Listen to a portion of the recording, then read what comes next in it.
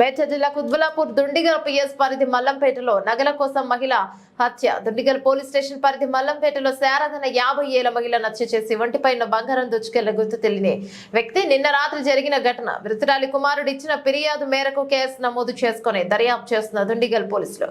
Dundigal PS పరిధిలో Vamsi రెసిడెన్షియల్లో నివామింటూ milk point నివసిస్తున్న తన తల్లి పొద్దున శారద 50 ఏళ్ల శారద ఎవరోనో గొంతు కోసి నిలుమి హత్య చేసి అనంతరం ఆమె ఒంటిపైన ఉన్న బంగారం దోచుకెళ్లారని కుమారుడు సాయి ఫిర్యాదు స్వీకరించి కేసు నమోదు చేసుకున్నారు.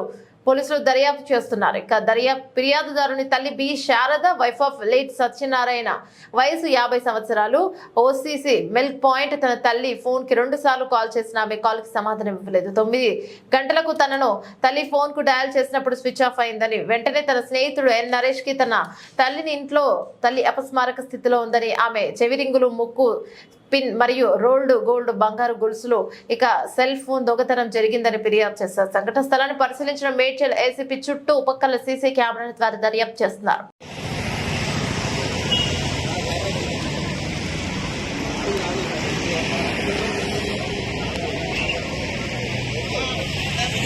మల్లంపేట ఒక అపార్ట్మెంట్లో శారద అని 50 ఏళ్ళ స్త్రీ రాత్రి అనుమానాస్పదంగా చనిపోయిందని 11:30కి సమాచారం రాగానే వెంటనే మా టీం విజిట్ చేయడం జరిగింది. విజిట్ చేసి చూడగా ప్రాథమికంగా ఎవరో హత్య చేసినట్టుగా కనిపిస్తుంది.